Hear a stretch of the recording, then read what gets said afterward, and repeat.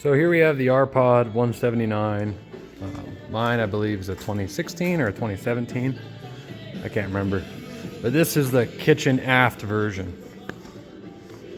With your kitchen at the rear here. So I was experiencing a really bad water leak at this window. And when I bought it, this back panel was all wavy, this fiberglass. And I could tell that there was definitely a leak going on, something of that sort. So first rainfall, I went and checked, and sure enough, I had water leaking all over my kitchen. So to solve this issue, might seem scary at first, but I went ahead and removed my window. The best way to do that is to just take a utility knife, a razor blade knife, and score all along where the caulking is between your fiberglass hole and your windowsill. So it looks like this, right? So I ran my razor blade knife all the way down and around this. I actually had no water sealant on the bottom. So I believe that was my issue. I don't know if that's the same for all 179s, but that was my problem.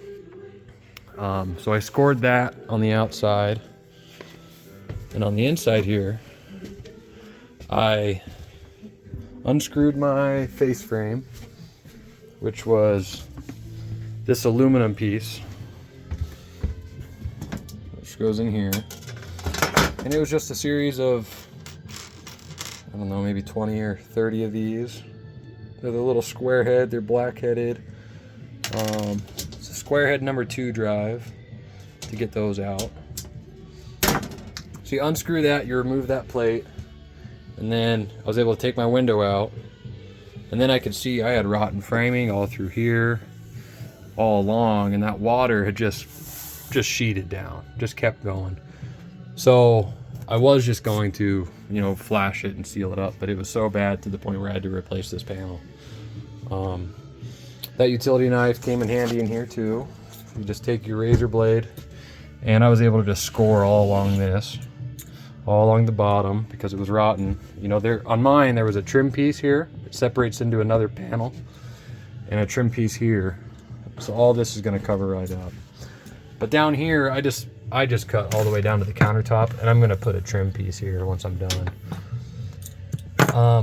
The bad part about the way I did it here is there's no framing that goes this way for you.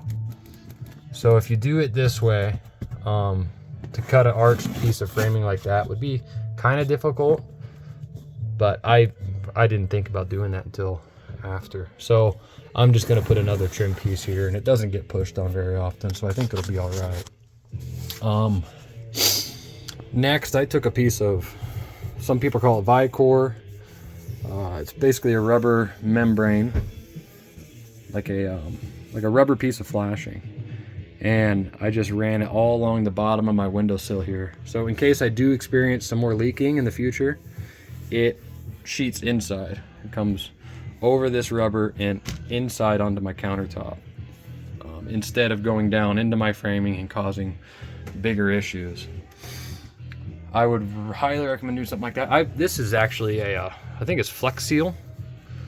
So it came in a 5-foot strip, which I found was pretty much perfect for what I want. I was able to come up a good 8 inches on either side of this window, and then all along the bottom I had to trim a good inch or so piece off of this. But if you can get something that's maybe like 2 inches or maybe 3, but this is my offcut. I laid it on a straight piece of wood here and used another straight piece to just cut it. So that's extra. That'll just go in the trash probably. So now what I'm going to do is put my window back in and seal it up. If you're trying to make this a permanent fix, I'm a fisherman in Alaska, and we use this 5200 by 3M. I bought black just because this is messy. It's really hard to clean up, but if I do end up with some overage, black would look a lot better than white in my opinion, especially with that black window over there. So I'm gonna seal my window with that. I think I'll put a good bead all along this.